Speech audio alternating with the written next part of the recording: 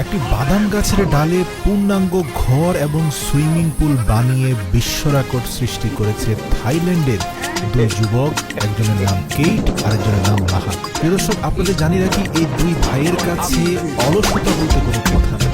তারা যেই কাজ সিদ্ধান্ত নেয় সেটা গড়িমসি না করে তাৎক্ষণিকভাবে কাজে লেগে যায়। আমি গ্যারান্টি দিয়ে বলতে পারি এই ভিডিওটা দেখার পরে আপনাদের যাদের প্রোক্রাস্টিনেশন হয়, অলসতার জন্য জীবনে কিছু করতে পারেন না, ঝুঁকি নিতে ভয় পান, তাদেরকে বলতে চাই আপনার সাহস এবং মানসিক শক্তিকে বৃদ্ধি করতে চাইলে ভিডিওটা মনোযোগ দিয়ে শেষ পর্যন্ত দেখুন। কারণ তীব্র বাতাসের মধ্যে জঙ্গলের ভিতরে একটা 40 ফিট উঁচু গাছের উপরে মাচার মধ্যে ঘর বানাতে গিয়ে বাতাসের সাথে দুলতে থাকা মাচার মধ্যে সাহসিকতার সাথে যেভাবে তারা ঘরটার ভিত্তিপ্রস্তর স্থাপন করলো তা এক কথায় অনবদ্য। অবশ্য এই দুই ভাইয়ের নাম কেইট এবং লাহান, যা বাংলায় বলতে গেলে হয় সম্মান এবং সাহস। তাই পুরো ভিডিও জুড়ে সাহস এবং সম্মানের যথাযথ বহিঃপ্রকাশ এই দুই ভাই ঘটিয়েছে। চর্বিবিহীন শক্তপোক্ত মাংসপেশি সমৃদ্ধ এই দুই ভাইয়ের শরীরে কি পরিমাণ শক্তি আছে তা তাদের শারীরিক গঠনই বলে দেয়। আমার কাছে অবাক লেগেছে অত্যাধুনিক কোনো যন্ত্রের ব্যবহার না করে শুধুমাত্র হাতে থাকা দুটি দাও ব্যবহার করে তারা পূর্ণাঙ্গ ঘর নির্মাণ করলো, এমনকি একটা সুইমিং পুল পর্যন্ত তারা নির্মাণ করলো এই গাছের উপর। শুরুতেই দেখতে পেলাম বাদাম গাছের প্রত্যেকটি ডাল অত্যন্ত ঝুঁকিপূর্ণভাবে কেটে তারা মাটিতে ফেলে দিল এবং সেই ডালে থাকা 2-4টি বাদাম তারা খেয়ে নিয়ে কিছুটা শক্তি অর্জন করবে। পুরো জঙ্গল ঘুরে সবচেয়ে শক্ত এবং মজবুত যেই ডালগুলো আছে সেগুলো সংগ্রহ করলো। এখানে কিছু ডাল মোটা, কিছু ডাল তুলনামূলক চিকন, তাতে উপরে ঘরের মূল মাচা বা ফ্লোরটা তারা তৈরি করতে পারে। প্যারালাল ভাবে সবগুলো ডালকে সাজিয়ে অত্যন্ত নিখুঁতভাবে লিভিং রুট দিয়ে তারা মজবুত করলো দুটি প্রান্ত। এভাবে ছড়িয়ে ছিটিয়ে থাকা বাদাম গাছের ডালগুলোর মধ্যে মাচাটাকে প্যারালাল ভাবে অ্যাডজাস্ট করা তীব্র বাতাসের মধ্যে এটা সত্যি একটা প্রশংসনীয় কাজ। তবে তারা বাজারে পাওয়া নাইলনের কোনো রশি ব্যবহার করে, তারা ব্যবহার করেছে প্রকৃতি থেকে পাওয়া লিভিং রুটের কিছু অংশ বিশেষ। আমি ইন্টারনেট ঘেটে জানতে পেরেছি এই লিভিং রুটগুলো এক ধরনের পর গাছে, মানে যে কোনো মাতৃগাছে যদি আপনি ছড়িয়ে ছিটিয়ে দেন সেখান থেকে সে খাদ্যদ্রব্য গ্রহণ করে বেঁচে থাকতে পারে, এমনকি বংশ বিস্তার করতে পারে। কাজেই এই ঘর বানাতে যে লিভিং রুটের বাদ দেওয়া হচ্ছে, এই লিভিং রুটগুলো কিন্তু শুকিয়ে যাবে না, পচে যাবে না, নষ্ট হবে না, বরং মাতৃগাছ থেকে খাদ্য গ্রহণ করে এগুলো বেঁচে থাকবে।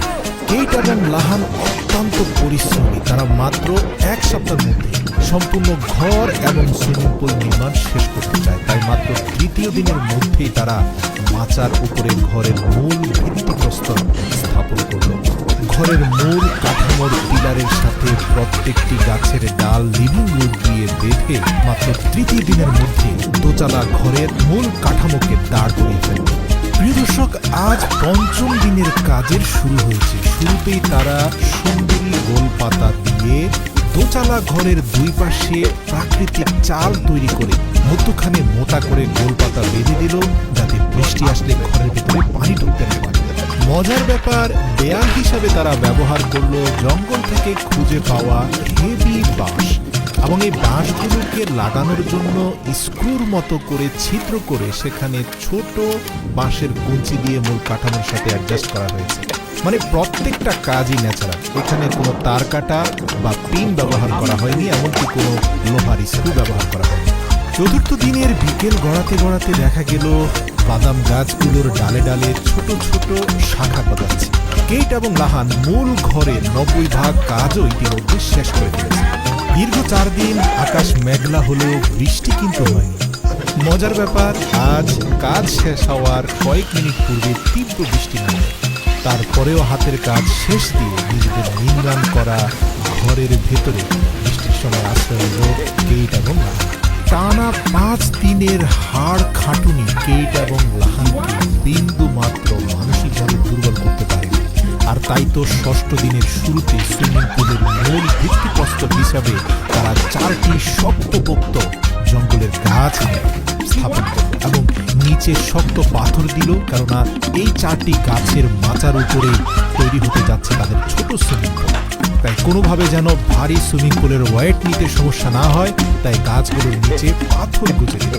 বিশ্বাস করুন, এদের কাজ দেখে কিছু সময়ের জন্য আমার মনে হয়েছে এরা হয়তো কোনো মানুষ নয়, কোনো রোবট। কারণ নন স্টপ মানুষ আসলে কতক্ষণ কাজ করতে পারে এই লিমিট এদের জানা নেই।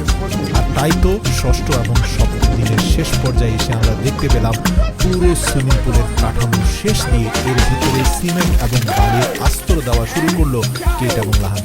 শুধু তাই নয়, তাদের এই ট্রি হাউস ঘুরতে আসা পর্যটকরা যাতে খুব সহজেই 40 ফিট গাছের উপরে তৈরি করা ট্রি হাউস এবং 20 ফিট উপরে তৈরি করা সুইমিং পুলে খুব সহজে উঠতে পারে, তাই তারা গাছের তৈরি ন্যাচারাল একটা মই তৈরি করে দিল। সপ্তম দিন সকালে এসে দেখলো আগের দিনে তৈরি করা সিমেন্টের আস্তর শক্ত হয়ে গেছে, তার মানে এখন এখানে পানি ঢালতে হবে। তাদের ধৈর্য দেখো, দীর্ঘ 5 ঘন্টা ধরে অনবরত পাশে থাকা একটা পাহাড়ি ঝর্ণা থেকে হাঁড়ির ভিতর পানি নিয়ে সেই কাঠের মই বেয়ে সুইমিং পুলে পানি এবং সর্বশেষ দুপুর বেলা এসে জম্পেশ গোসল।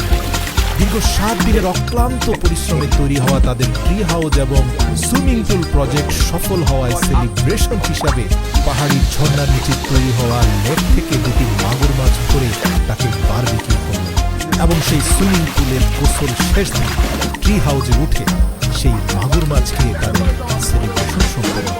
প্রিয় ভাই এবং বোন, যারা 3টি ফাইলের জায়গায় 6টি ফাইল দেখে ভয় পান অথবা এক্সামের লম্বা সিলেবাস দেখে আতঙ্কিত হয়ে ওঠেন এবং অকপটেই বলে দেন এত বেশি কাজ তো আমার পক্ষে সম্ভব নয়, তাদেরকে বলতে চাই কেট এবং লাহানের কাজের কাছে আপনার হাতে থাকা কাজ কি আসলেই খুব ভারী মনে হচ্ছে এখন?